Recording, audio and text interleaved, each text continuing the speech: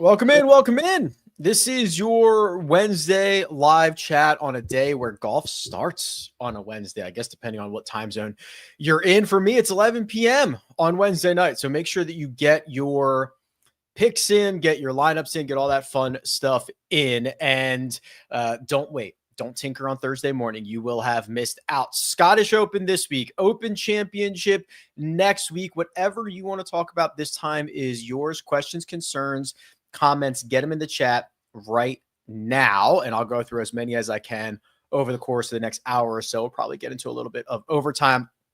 I've got lots of new tools. I've got lots of interesting things to show you. We've got just a great day in store. We always start. I'm very thirsty right now for the moment. I think Armina was just trying to mute me so I didn't make that noise. Okay, let's start where we always start. The weather, which, as you know, in the UK can change on a moment's notice. It can do whatever, right? However, for this week, I'm using the Archerfield weather station. It is, it's right there. This is basically the closest I could find. This is a pretty clean weather forecast, all things considered. And I'm hearing that from the grounds as well. Players are also under the assumption that they are not going to get blown off the golf course. They are not going to deal with a rain or wind or anything like that if this forecast holds. Next week's a little bit of a different story. I think we are going to get an Open Championship, which is going to be awesome. I think they shouldn't even play the Open Championship until winds are 20 miles an hour and the rain is coming down sideways. They shouldn't even play it unless it's like that. But very clean, warm, sunny, bright forecast for this week.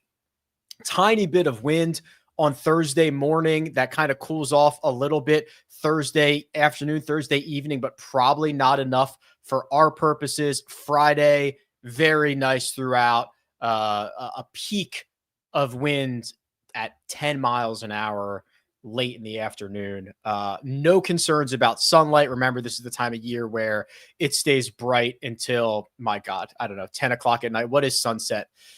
What is sunset here tonight? Can I find that quickly? Oh, I have an ad blocker. Yes, I know. I thought I just saw it. Sunset. 9:56 p.m. is sunset tonight. They're getting 19 hours and 15 minutes of visible light. Probably not all of that is golfable, but you get the idea. Okay. One and done. Robert McIntyre is going to be the most popular one and done selection by a pretty significant margin here, bearing down on 30%. Tommy Fleetwood, number 2, half of that, 15%, and nobody else above 7%. So Robert McIntyre is in a tier of his own.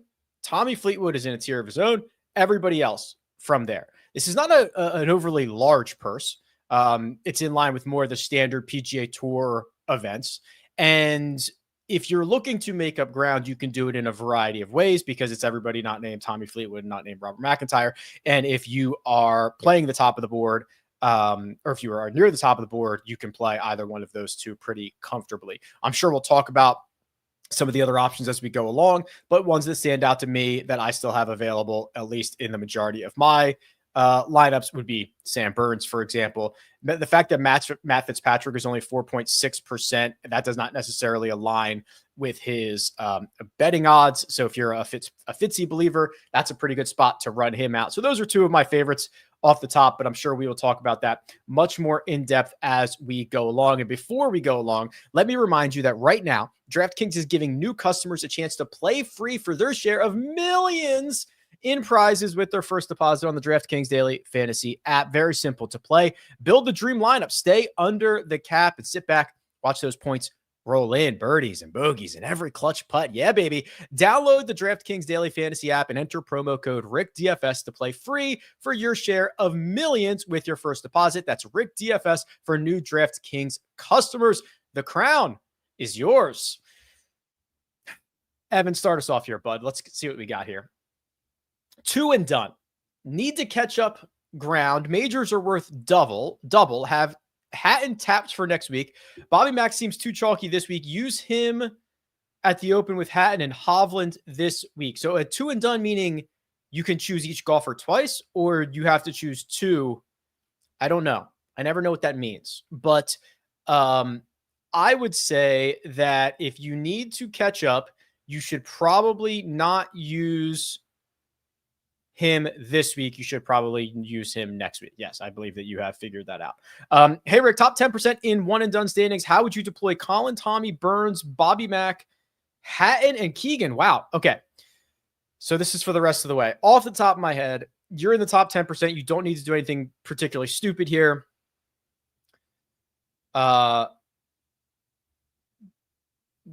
Bobby Mack this week, Hatton next week. Which one of these guys is most likely to play the Wyndham? Keegan? Is that? I don't know if the other guys will. And then you could play Tommy at Southwind, Colin, depending on what you do for the Tour Championship. You could play Colin at the BMW. You might not end up playing Burns. Who are the lower cost steals on the DP World Tour? All right, here we go. So this is, I already peeked at the some of the questions here. By the way, this is the brand new tool that I just launched. I have spent the last year redoing my entire database. You guys already know it. I get data from 6 different tours, all the metrics, all of that. It all needs to be normalized, right? So I've spent the last year getting every single shot that I could get my hands on. And now step 1 of many has made its way onto rickrungood.com. So this is a new tool. I just launched it yesterday. I'm calling it the Radar tool. It is very much in beta. If you see anything that doesn't make sense, let me know. If you have any suggestions, let me know. But now it's shot shapes. It is a variety of things being calculated on a shot by shot basis, club head speed, ball speed, those super advanced metrics, spin rates, and left to right and right to left and curve, all that stuff now making its way onto rickrungood.com. Okay. Along with all the other strokes gained metrics and everything else. So keep that in mind. The other part of this is that I have all the DP World Tour data. So half of this field is coming from the DP World Tour. Okay, so let me just kind of point out a couple of guys that I think are interesting. Jordan L. Smith, very talented DP World Tour player, drives it well. Putter heated up at the BMW International Open. He gained 8 strokes putting there last week. That's a good start. The cheaper we get, I think there are more interesting options as well. Haotong Li is $7,100. Haotong has been crushing the DP World Tour for the better part of 2 years. A runner-up finish at the Turkish Open, T4 at the Sodal. A little bit worse finishes in each of his last 3, but very strong metrics across the board. He loses strokes around the greens. Not the end of the world. He's very cheap. Marco Penge is $7,000. He is coming off a victory earlier this year in China, and then he has put together 4 consecutive top 28 finishes that are getting increasingly better with a very, very good tee to green baseline. He does not putt very well, but you can see he doesn't need to putt all that well to finish inside the top 10. He did that at the BMW International Open last week. He was a 0 with the putter and finished T11. So a lot of good stuff from Marco. As we continue down this list, Christopher Reeton. I'm actually not sure how he pronounces it. He's Norwegian. He is coming off of a really good stretch of golf here where he has not missed a cut since the end of March. He's got a win within his last 5 starts. He has a runner-up finish. He has a 4th. He has a 13th. And his worst finish in his last 5 is a T46. It's the only one outside the top 15. So he has been really good. He is only $900. Francesco Laporta is $6,800. I'm trying to cover all of these right now because I know there are like 10% of all the questions are, hey, can you find me some cheap golfer who somebody might not know or plays primarily on the DP World Tour? So we're just going to bang them all out right now. Here's Francesco Laporta. the Italian, $6,800, probably sub 3% ownership. He has nothing but top 27s in his last 5. In fact, 4 of them are top 11s. He has put together a well-rounded, very strong stat profile. And look at the upside that he has on approach. +6 on approach, +8, +8, all within his last 5. He can flush it, certainly in a big way. Is that it? Are those the... I think there's more. Let's see what else we got.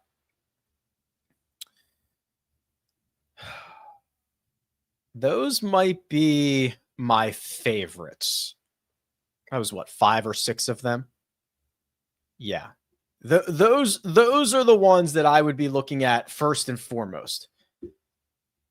Good afternoon, Jeff. I was wondering if Xander was a steal at $10,100 this week. Well, I guess there's a lot of different ways that we can look at that, but let me do a couple of things here. So we're going to go to the power rankings. This is the last 36 rounds. Everybody on tour. Xander Schauffele is, I'll just do, well, I probably won't do only PGA Tour. That's probably not fair. Xander is the 68th best player in this field over the last 36 rounds. Now, he does get knocked a lot because of his most recent start, which was the 7 strokes that he lost at the Travelers Championship. But I would not say that he is a steal because you're getting, I like Xander, but for a couple $100 more, you can get Rory McIlroy. It's not a big deal. And I'm certainly for paying up and going to get Scottie Scheffler at $13,100 and just basically knowing what I'm getting, right? And knowing that the floor is incredibly high, the ceiling is even higher. It is because of the way that we've identified a handful of golfers in that 6K range that I don't think are going to be very popular, that I think most people are going to overlook. I don't mind going down to the 6K range, and the trade-off for getting Scottie is going down to the 6K range, and I'm absolutely fine with that. Battle of the Jordans. Who would you take, Matthew Jordan or Jordan Smith? I prefer Jordan Smith. We looked at his profile already. Hi, Rick. On Monday, the custom model, Andy Sullivan was pretty high up there. Can we take a look at him? Yeah, sure. So let's see. See what Andy Sullivan has been up to. The Englishman, $6,500. Has okay, so what you're going to find is this: a lot of these guys that play together on the DP World Tour, they've all played basically the same events leading into this. It's some combination of the Turkish, Sodal, Austrian, KLM, Italian Open, and BMW International. So they're all playing basically the same events. And so during that stretch, Andy Sullivan had 3 top 17s, which is what you're seeing right here. Cooled off a little bit. He's a little bit more reliant on the short game categories than I would like. He does not always hit it well. He's not always a very talented tee to green player. He's quite good around the greens. He's quite good with the putter. That's what's going to buoy him. So I think that he makes for a little bit of a more risky option because he is a little bit more reliant on the short game categories than a lot of his peers. Will says, DFS, Bobby Mack, Fitzpatrick and Victor, or Rory, Tommy, Grazerman. Ooh. Rory, Tommy, and Grazerman. Just out of the money in a 4,400 person one and done. What do you think about Connors for my one and done pick? You're probably going to be the only one playing him, right? So let's see here.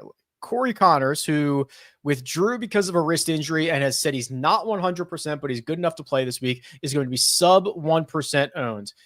If you are just out of the money, I will admit that is pretty frisky. I don't know who you have left, right? And I don't know what your plan is for the Open Championship, but this is pretty frisky for somebody who's probably in the top 12% of a one and done. So that makes me a little bit nervous.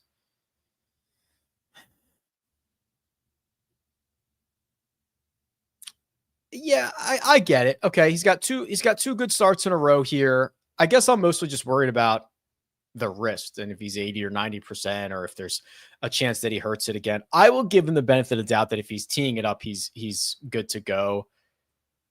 This is a little more risk than I'd be willing to take on, but if you are down to that level of options, I think you could do worse. All right, I can get in on that. Do we have an update on Aldrich Pocketer after his WD this week? So without diving too deep into this, what I know, or my understanding is that it was a one-time thing. Okay. So that was kind of the big question. Is it going to be something that lingered, or is it going to be something that is over and done with. My understanding is that it's over and done with. So do I like him this week? Assuming that, hell yeah. Right. So an uber talented player who has a run of T6 where he gained strokes in all 4 rounds at the Charles Schwab, the win at the Rocket Classic, and then he got off to a great start at Deer Run before I not playing well on Saturday and withdrawing. So that is 4, 8, 10, that is 10 very, very, very good rounds out of his last 11 on a golf course that I believe rewards distance. Yes, I like Pock Eater quite a bit.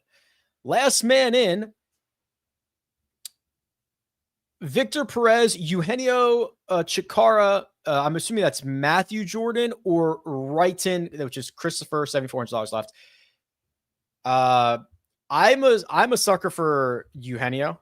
I just love the talent. I love that he's a winner around the world this year. I love that he's been playing everywhere. T7 at the Italian Open. He really struggled last week at the BMW International, but that is seemingly an outlier result. I love this dude, and I would pick him first. Against my better judgment, I'm fading Fox and McIntyre. I'm a glutton for punishment and really want to play Tom Kim. Can you make me feel better about this horrible decision? Oh, I don't think I can. Because we've been keeping a very close eye on Tom Kim the last couple of weeks. And Greg, I was kind of in a similar boat where like, I want to be early here. I want to be in on Tom Kim. I just don't have a reason. He's been miserable. He's been very bad. He's been very bad across the board. The ball striking numbers are horrendous. He's driving it quite poorly. I don't think I have a path to getting to Tom Kim. Any thoughts on the ISCO? Yeah, Kevin Roy is probably going to win that. I'm 10 million back at my one and done. I definitely won't win, but I can win a most epic superlative. Okay. Can Manacero do it, or is there anyone that could be awesome? I'm not sure I completely understand. So you just have to pick somebody who's like very unlikely to win that could win it. Am I understanding that's the superlative?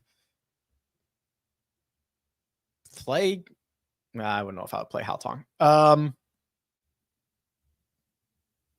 Tristan Lawrence would probably do the trick for me. And actually, I saw there was already a question about can you do a deep dive on Tristan Lawrence, so I'll just do it like while I'm looking at it here. He was very popular last week, and he finished T44. He got off to a really good start on Thursday and Friday, struggled on the weekend. Right back to him. 4th in Sodal, 12th at the US Open, 8th at the Rocket, and then 2 very good rounds. Just not like, don't care at all about what he did on the weekend. He's missed 2 cuts in a row here. They weren't the worst missed cuts in the world. Drives it really well, just, on the wrong side of the cut line, playing great golf. I'm, the shiny object that was very popular last week that all of a sudden he's 4% projected ownership for this week. Like, yeah, we're going right back to that. I am okay. So good. I can skip these, like some of these DP World Tour questions that I've answered already. Give me a pick for a fun guy to root for this week. I'm talking 20% data, 80% vibes, no Tommy allowed. Okay. Harry Hall. Harry Hall winning would be sick. He's a good dude. How about, dude, Grazerman? Although Grazerman's probably not high vibes. I like Grazerman, though. Siwoo, probably another one.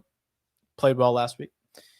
I'm going to pick 2 and done. I only have 4 studs left. My plan was to use Tommy and Lowry here, but should I save them for a bigger purse and where? So you have Tommy, Lowry, Xander, and Burns. You could play... why don't you just play Tommy and Lowry next week? Or are you saving live players for that?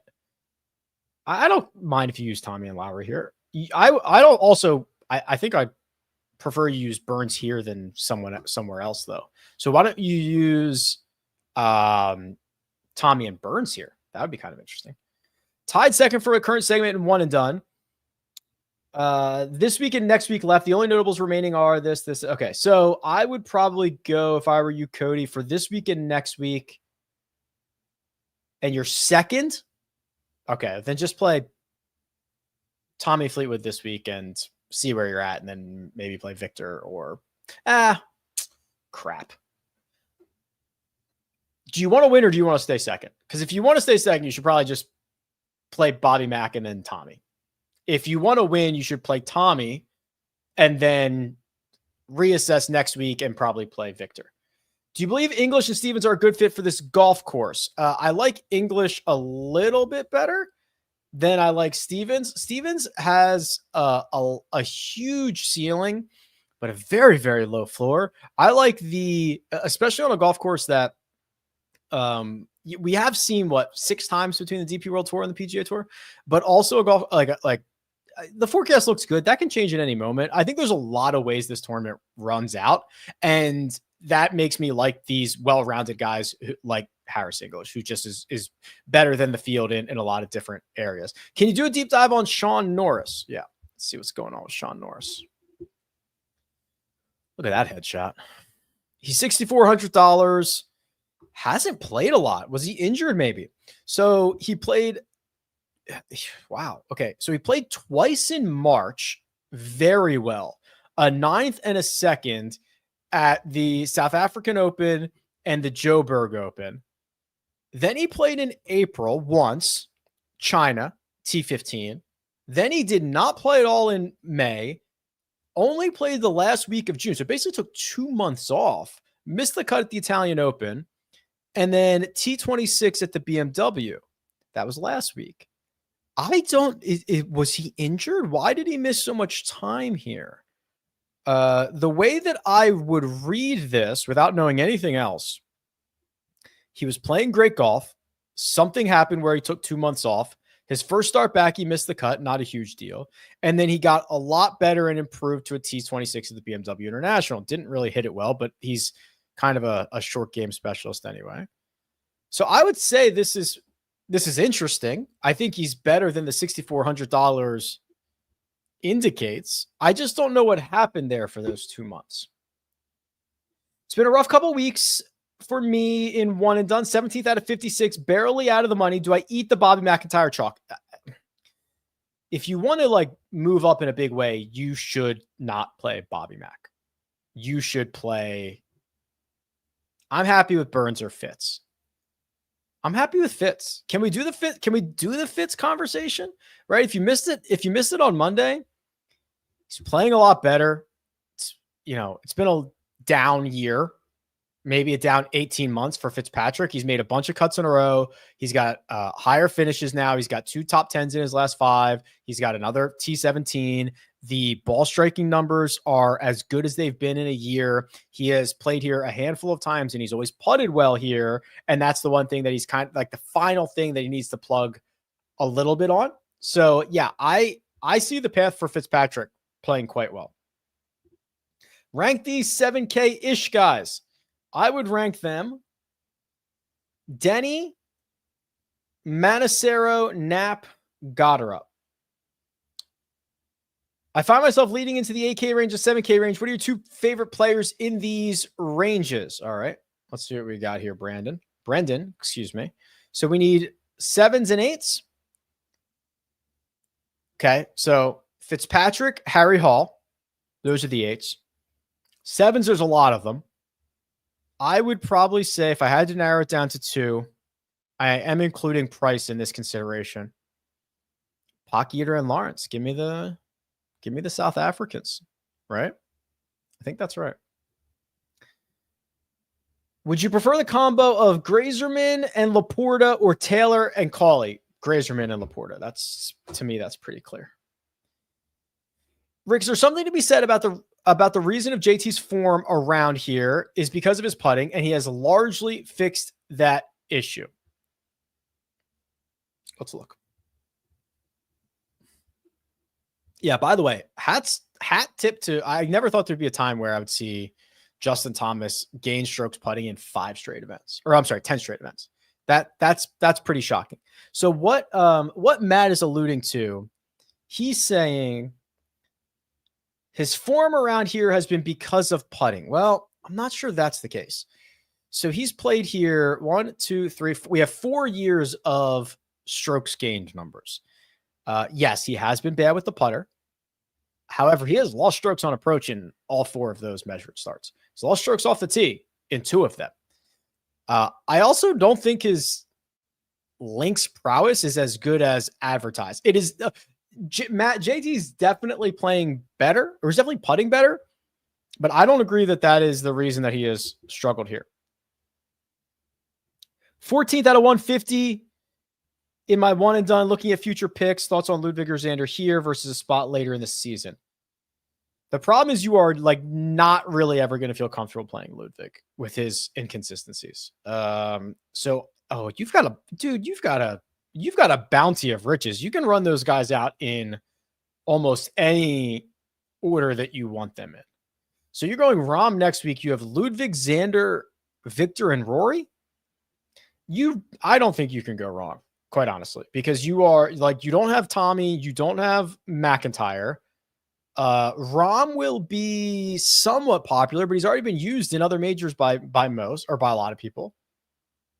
Yeah, I don't mind this at all. Rob says any guidance for ridding myself of the feeling that I can't leave more than a couple $100 on the table in terms of salary. So I don't know how to like break through to you, but literally last week's optimal lineup. So the best possible lineup that you could have made cost $40,400, which means that probably like the top 150 best possible lineups you could have made were probably $42,000 or cheaper.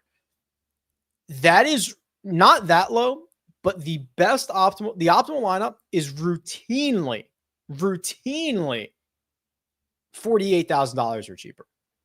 It is rarely more than that. And in fact, if you go up to like 49,500, 98% of optimal lineups are less than that.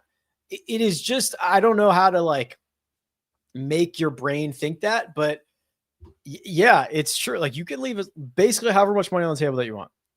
Rick, been a sub to your site for a few years and it's money well spent. Thank you. Thoughts on Jorge Campio? Ooh, we've gotten to the Jorge Campio portion of the show. $6,500. Interesting. Okay. So here's what I see. A wide range of outcomes for Jorge Campio. The runner-up at the Turkish Open, where he was unbelievable from tee to green. Miscut, 56th, 7th, 46th, 20th. This is all over the yard. It seems like he is a little bit...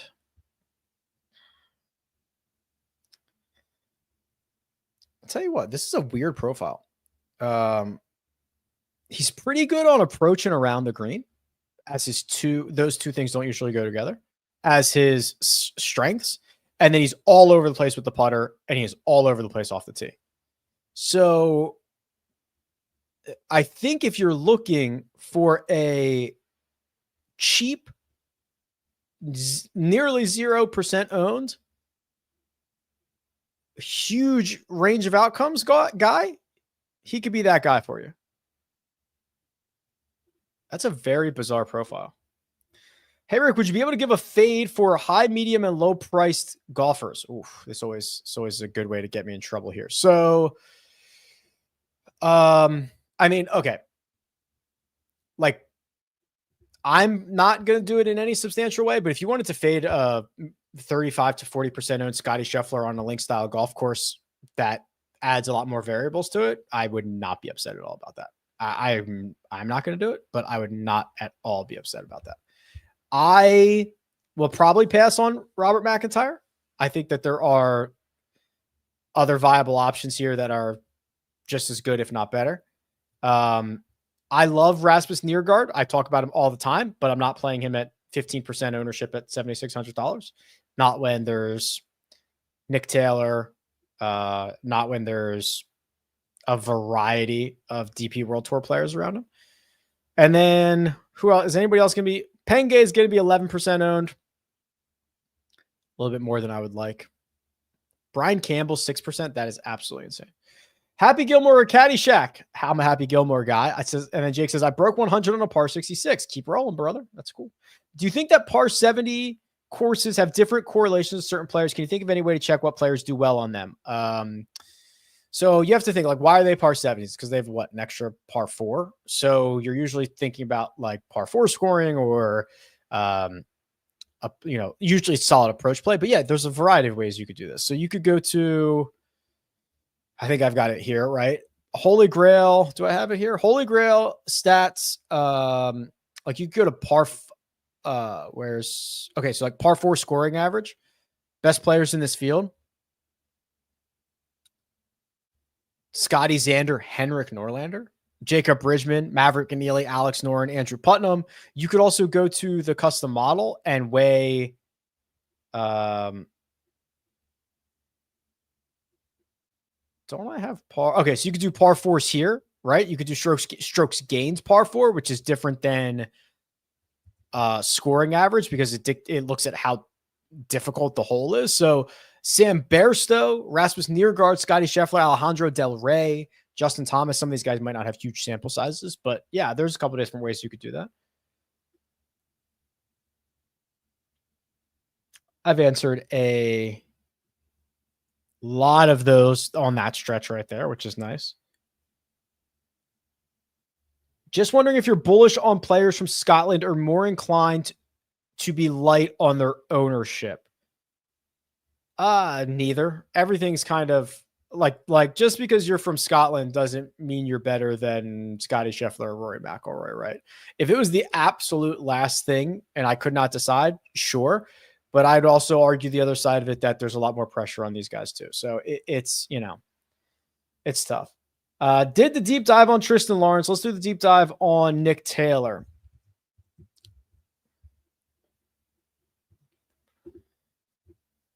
See what he's been up to. Whew, man. You got to love that, don't you? 4th at the Memorial, 13th at the Canadian Open, 23rd at the U.S. Open, 17th at the Travelers. He's gained strokes pretty significantly over his last 6. The driver's been great for the last 3. Sound putter. This is a great profile. Really, really good profile. Has not had a lot of success at the Scottish Open. 2024, that was in the midst of wait, hold on. Yeah, that was 2024. It was in the midst of some of really bad golf he was playing. Finished T57. He's never missed a cut here, but this is a really, really good profile for a guy who's $7,600. Schedule for the next couple of weeks. Yeah, so tonight's the hardest. Tonight, trying to go from right now, Pacific time to Scottish time is going to be difficult. So the coverage starts for me at 11 tonight. So I will try to take like a late afternoon nap, wake up at probably like midnight or 1 and see how long I can last. And then I'll probably just be on, for the most part, Scottish time for the next 2 weeks or UK time for the next 2 weeks. And it's going to be weird and it's going to be awkward, but like, I'll just kind of flip, go to the gym after the golf's over. Cause the golf will be, for me, the golf will probably end each day at like 10 or 11 a.m. or something like that.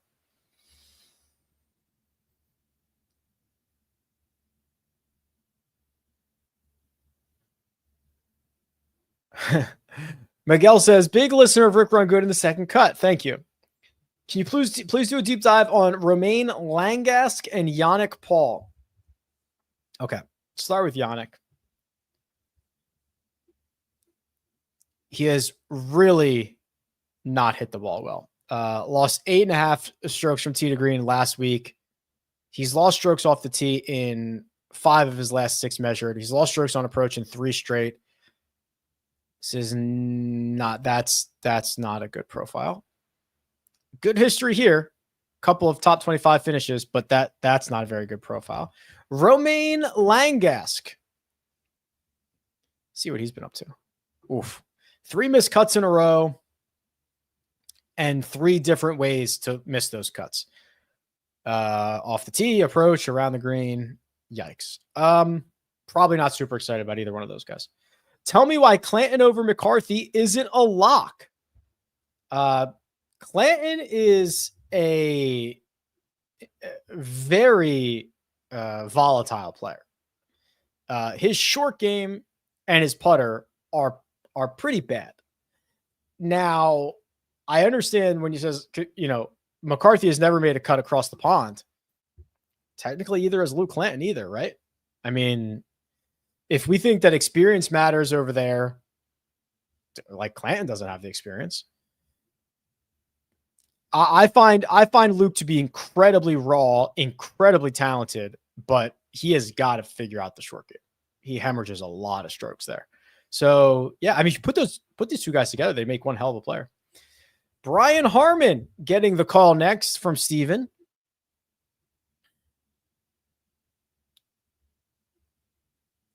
Let's see what we got here. Oof. It's another guy. Completely reliant on the putter.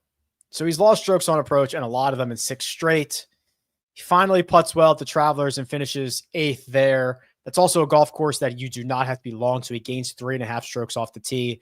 I think this is going to beat him up.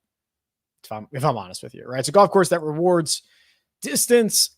He has not driven it well. He has not hit his second shots well. He has to gain 4 strokes putting. I think this place is going to beat him up a little bit.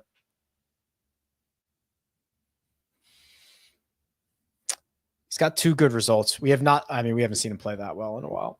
Hey, Rick, 45th out of 400.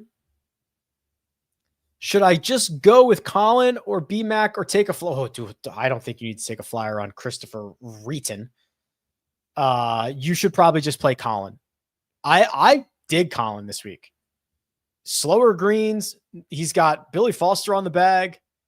I think a lot of the stuff, the negativity around Colin Morikawa has been completely overblown, mostly because of his own fault. But the metrics are awesome. And the putter's getting closer. He's going to use the mallet, I assume. Again, I think he just needs Billy Foster to kind of just smack him upside the head. Do you ever think did you ever see the video where Matt Fitzpatrick, Billy Foster was on Matt Fitzpatrick's bag for a while. They're having a conversation, Billy gives him the number, and then Fitzy asks him something else, and he's like, yeah, on with it. Hit the shot. What are we doing here? Hit the shot. And Fitzy was like, okay, sorry. I was just asking a question. That's what Colin needs. I need a little ruggedness. Do you feel you've learned anything profound from the shot shaping? So there's a lot here. When you start to see how Rory hits his drives and when he's willing to hit the draw as opposed to the fade, or how kind of well-rounded he is, right? There's of these 9 windows, over half of them he hits at least 12% of the time. That's a very impressive driving profile. So if you also look at some of these other guys here, so Luke Clanton hits 92% of his shots left to right. So think about if you have some dog legs right to left, the troubles that you would have. Let's look at Morikawa's shot shapes. Again, he's primarily almost exclusively a fade player, 80 something percent. Look at this. Look at this. I mean, he can hit all the windows, but it is just, he can hit all the trajectories, but it is just all left to right in terms of fades. So you don't see a lot of these. Let's look at JJ Spawn. Same thing. Not as drastic, but same thing. All left to right, all 3 windows. I think as I get more time to be able to dive into this, and with then trying to overlay that onto golf courses, we're going to learn a lot. But it's very interesting stuff to see what these guys actually do. Or it's nice to have the numbers that back up the eye test. When you look at the average curve and you see that Luke Clanton and Wyndham Clark are the 2 biggest curvers of the golf ball. Yep. That makes absolute sense to me. Wyndham Clark just moves it a mile. Sepp Straka hits the straightest ball on the PGA Tour. 33 feet of average curve. Brian Campbell, Brian Harmon, Brant Snedeker. I don't know. There's a lot here. More confidence in Laporta and Penge or Clanton and Reeton? Probably Laporta and Penge.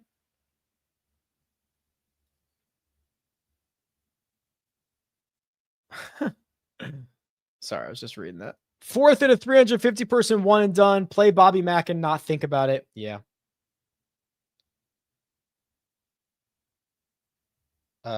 Yes. It says, I'm seeing an off market Scotty Scheffler plus 550. Should I just hammer that and call it a day? It's the best price I've seen on him in a while. Yeah, I probably would.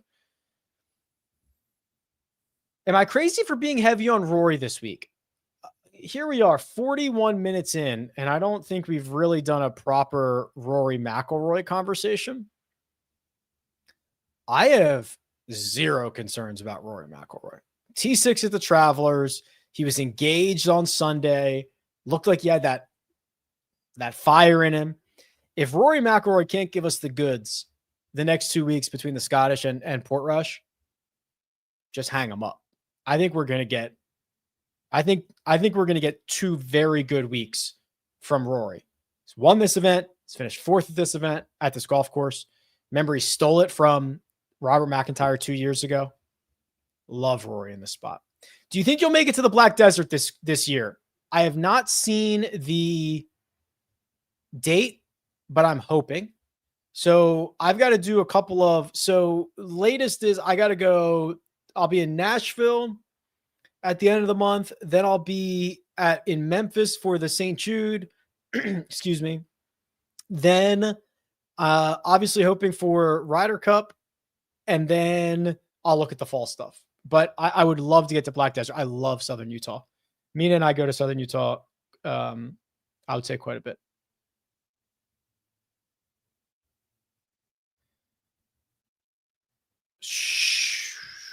This is a tough question for me to answer. So it says, hey, should I be worried that my player pool is too chalky because I have a lot of Fitz and Fox? Well, I guess it depends on what the rest of it looks like, right? So that alone would not make me too worried about it. I'm going to run Drew's model here. I'm going to run Drew's model on rickrungood.com. Custom model. I think I closed that tab. I've got 400 tabs open. Okay, so we're going to run Drew's model here. He says, excuse me, my goodness. I've been talking a lot. Can you run a model from a strokes gained approach last 36 for 25? Strokes gained putting, 10. Driving distance, 25. Bonus putting, 15. And then course history of Renaissance, 25. All right, this is Drew's model. Wow. Rory McIlroy, number 1. Xander, 2. Keith Mitchell, 3. Gary Woodland, 4. Scotty Scheffler, 5. Fox, Nikolai Højgaard, Thorbjørn Olsen, Matt Fitzpatrick, J. Spawn. Good luck, Drew. I'm 10th in my one and done, but still out about 6 million. Who would you choose? Okay, well, you can't play Bobby Mack. If I were you, I would play probably Victor here. I didn't see another Corey Connors update, which I'm assuming he's like between 80 and 90%. But if he's playing, I think you got to play him if you want that.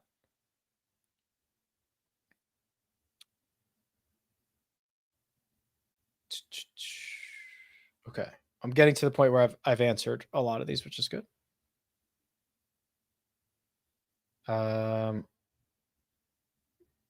I think I kind of talked about this with JJ Spawn, but I just to put a real bow on this,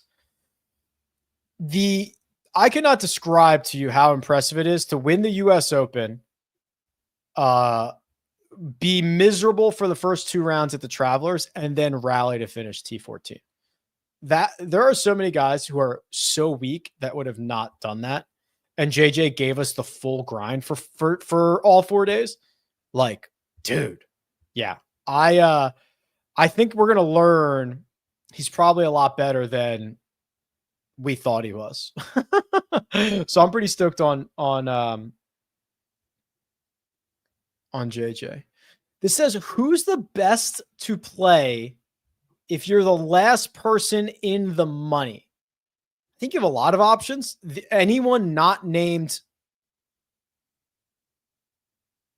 Robert McIntyre, and I would prefer if it was not Tommy Fleetwood. So that gives you, I would narrow it down to Victor or Burns is the way that I would go.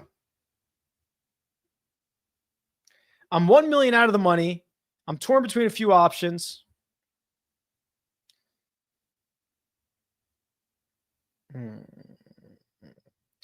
What does that say? Hovland, Scottish, then Fleetwood Open. Fleetwood, Scottish, then Hatton Open. Or Bobby Mack, Hovland. I don't know what that last one says. If I were you, I would play. I'm 1 million out of the money. Hovland's, Fleetwood. Okay, you can't play Fleetwood this week, and you probably have to play Hatton next week. So just play Victor this week, Hatton next week. Oh, this was the last guy, Cody. Good call. The last guy, I knew I was missing somebody. Martin Koivra. That's the other name that pops up when you start talking about these DP World Tour guys. 5th in China, wins the Turkish Open, misses the cut afterwards. No, I don't care about that. 8th at the Austrian, runner-up at the Italian Open, and then a pretty ugly miscut at the BMW International last week, but that's his first miscut since the end of April. Yeah, no, he's the last one. I'm going to favorite his name just so I remember. Martin Koivra.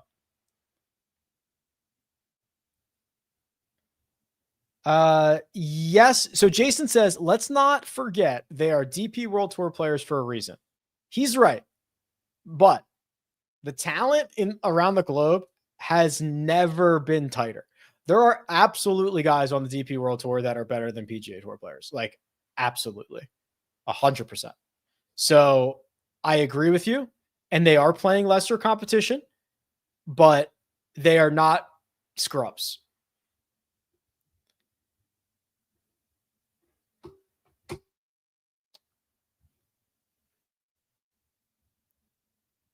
Okay. This is good.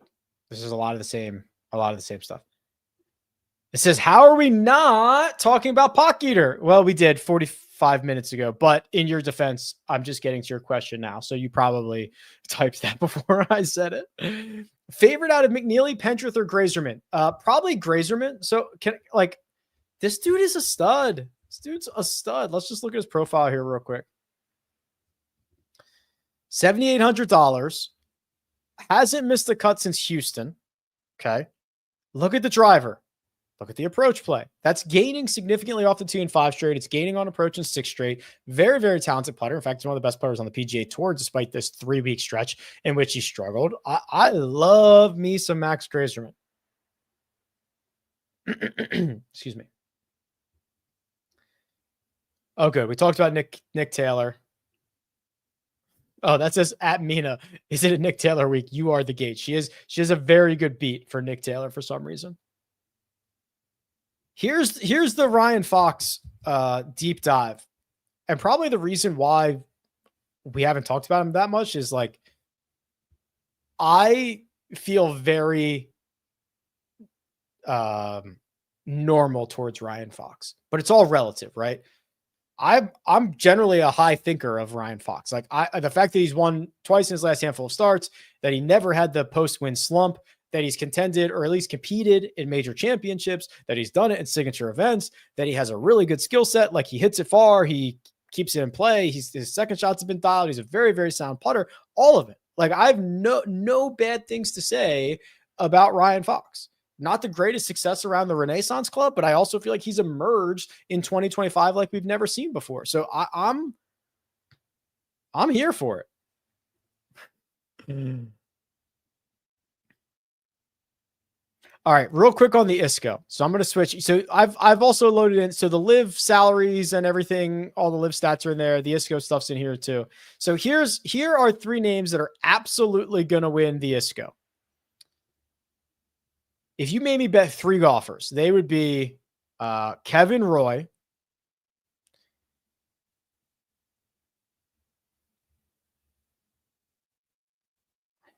boy, Here's Jeremy Paul, who is playing better golf than Yannik Paul is. Although I thought isn't Jeremy in the Scottish field? Or am I confusing him with somebody else? Jackson Suber. How many was that? 2 or 3? And then I guess Michael Thorbjorns.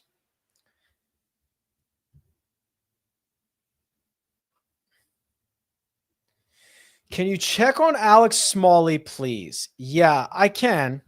I don't think you're going to love it, but I can check on it. 2 missed cuts in a row, continues to drive it well, has lost the approach play, has lost the putter. Not a great combo. He did play well here a couple years ago, 3 years ago, 2022. Yeah, that's a pass for me. If all 4 guys ahead of me have already burned Fleetwood, oh, you should probably just roll them out this week. Yeah.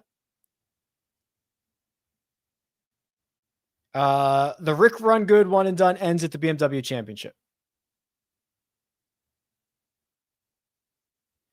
Let's look at Rosner. Antoine Rosner, the Frenchman. Remember when he beat, was it him that beat Bryson? Or am I thinking of another Frenchman that beat Bryson in the match play one year? All right, let's see what we got here. So he's been playing, he's a PGA Tour player. I mean, international, has a lot of DP World Tour experience, but is playing on the PGA Tour. And it's a lot of kind of middling results. On the PGA Tour, its best finish is 13th to Byron Nelson. A lot of finishes between 13th and 40th. Stat profile is nondescript. Generally a good approach player, for sure. 5 straight there and 8 of his last 10. Not sure I could say I have a lot of confidence in the rest of his game, which is probably why you get some of these results all over. He's good enough to, like, when something goes wrong, he's good enough for it to, he can kind of cover it up and fix it, but not sure we have the immense upside. He's got a ton of DP World Tour upside, or at least has. I mean, the last handful of DP, like if we just look at his, like, look at the big difference here. If we just look at his DP World Tour starts, my God, 4th, missed cut, 3rd, 6th, 4th in his last 5. But that's, you know, that goes back to last year and all that stuff.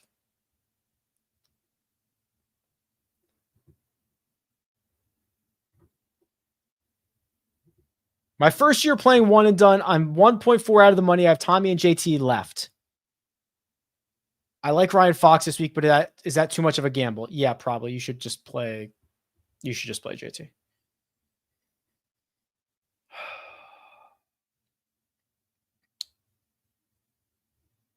Did Brian Harmon.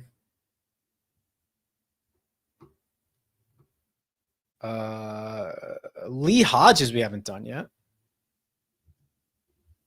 Although I think I know what Lee Hodges has been up to.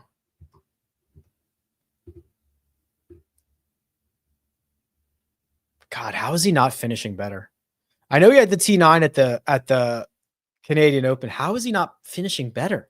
He's flushing it. I mean, he has been really hitting it well. 9 straight gaining on approach. It's not huge numbers, but that's pretty good. He gains off the tee. The putter can get hot. Where are his good finishes? Why is he not finishing any better? It's kind of weird.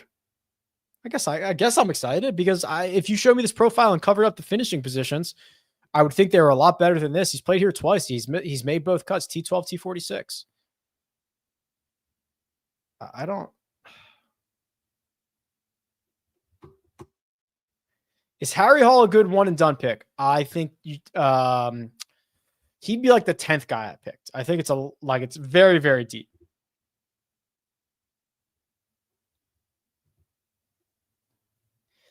Okay, so Splash, this is not just a Splash thing. So the California Attorney General released an opinion, I guess that was last week, that, and don't quote me on this, but for the most part, like, that DFS games are illegal or whatever. Now, that's not really a law. That's just his opinion. But some operators have made some immediate changes. Some switched to peer-to-peer games. Some just said, okay, we're going to put a hold on California for a second. The governor does not necessarily agree with this opinion. And it seems like they're probably like, I don't quote me on this, but I think it's going to be something short term is if I'm reading the tea leaves of kind of what's going on in California. I don't think it's going to be like a full on ban for everything. My handicap's a 4.6. Bud Cauley or Denny? Denny. I like the Stanleys, but I don't like the straw as much. Haven't heard anything in regards to Jordan Spieth since the last time we saw him play. Pick 3 of Clark, Rye, Fox, or English. Leave out Clark. Did Brian Harman. Did that. Okay. Let me just go back and make sure I didn't miss anything that I wasn't already covered on.